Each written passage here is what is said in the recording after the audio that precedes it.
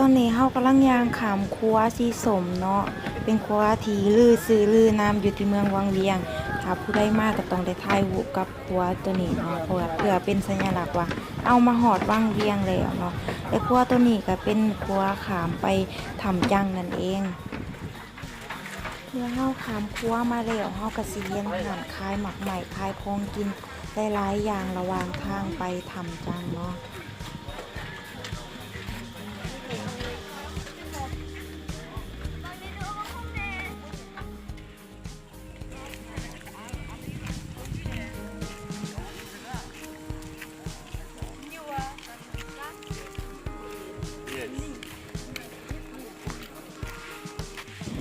ก่อนสิเขาไปเบิงถ้ำเนาะไว้ใจท่านผู้ชมเบิง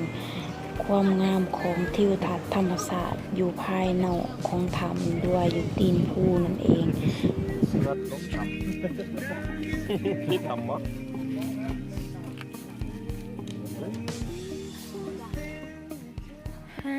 ตอนนี้กำลังสิขึ้นไปถ้ำเนาะ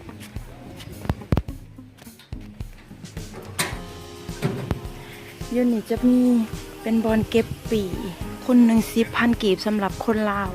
แต่ว่าคนต่างประเทศบูว่าสิทอใดเฮาไปเบิ่งกันเลยเนาะช่างชั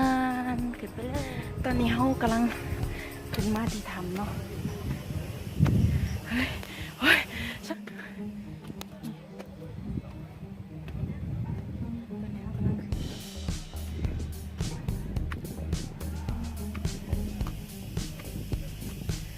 เขาไปเบิ่งว่าอยู่ในมันสิมียังแน่กำลังขึ้นมาหอดเครื่องทางแต่ว่าคันใดมันสิมีอยู่ผัก1 2ผัก3ผัก4ผัก6ผักก็หอดยังประมาณ5 นาทีก็หอดแหละหอดแล้วทำจังเฮ้ยไปเบิ่งตอนนี้อยู่ปากถ้ำยังเขาเมื่อเฮาเข้ามาฮอดข้างในถ้ำเนาะเฮาสิเห็นว่าอยู่ในถ้ำมันเขาสิติดดอกไฟใส่เขาสิยังไฟฟ้าไปเนาะและเฮ็ดให้สะดวกสบายในการชมความงามอยู่ในถ้ำเนาะและระหว่างทางย่างหันมันก็สิสะดวกสบายเพราะว่าเขาเฮ็ดเป็นเส้นทางคักแน่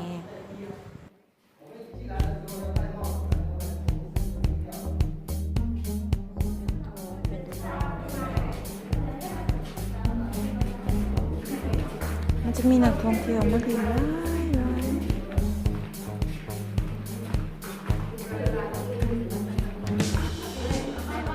มันจะมีอยู่2 ทางเดินเนาะเวลาเขามาหอดทำอีทมันจะมีแยก2 ทางทางนึงสิแยกเขาไปเบื้องในและอีกทางหนึ่งเขาสิแยกไปเบื้องที่ว่ามันโอ๊ยทำไมมืดจัง มันอยากมืดในจักหน่อยเด้อเขาไปเบื้องวิวเบื้องนี้กันเนาะว่ามันสิเป็นกันได้โอ้ยตายแล้วอย่าตกใจกัน อย่าตกใจกันเด้อมันอยากมืดจังหน่อยเขาเบื้องนั่นเลยเนาะ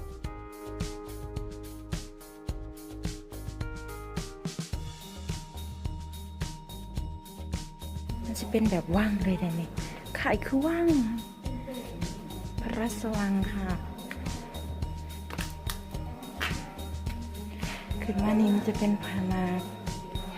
เห็นไหม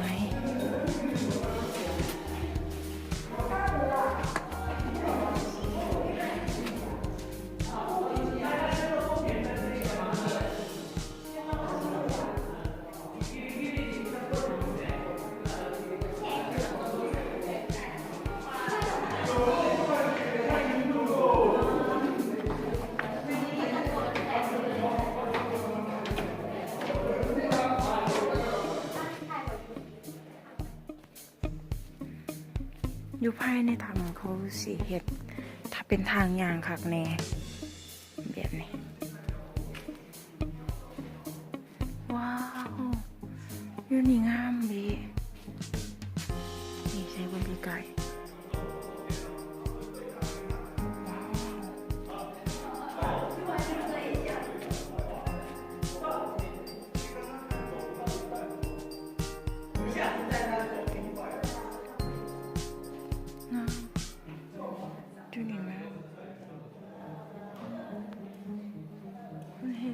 มันสวยแค่ไหน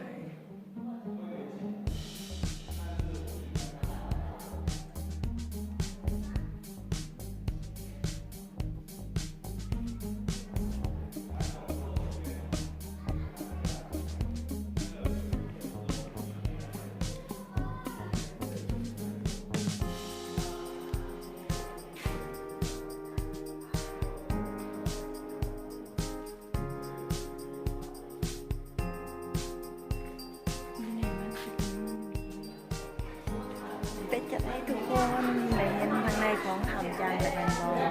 นี่เนาะแสงเย็นมุมสูง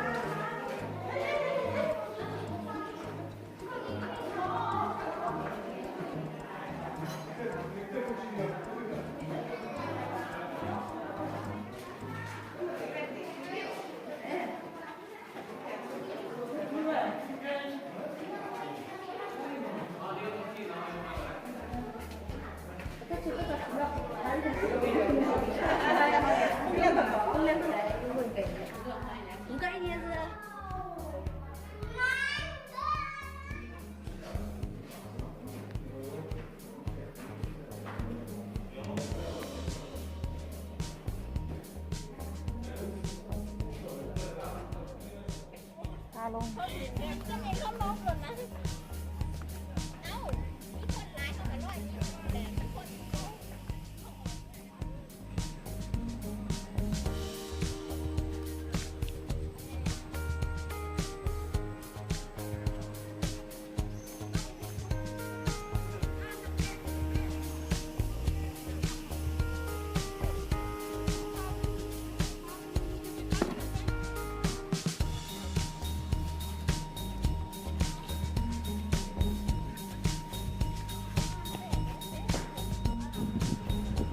หลังจากที่ออกมาจากถ้ำแล้วลงมาหอดกัสสิมาไหว้พระก่อนนะก่อนสิ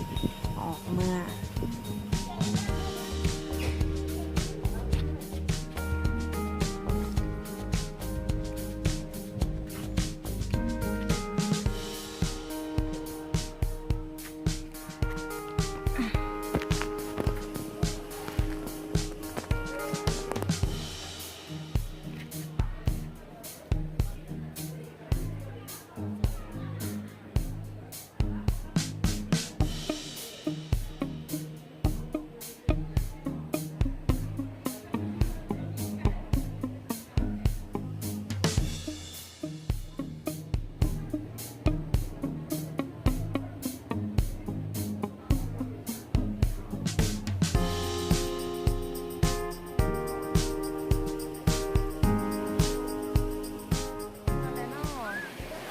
ออกมานอกแล้วตอน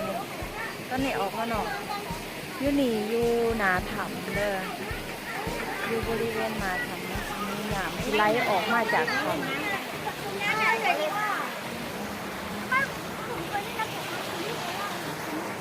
เนาะ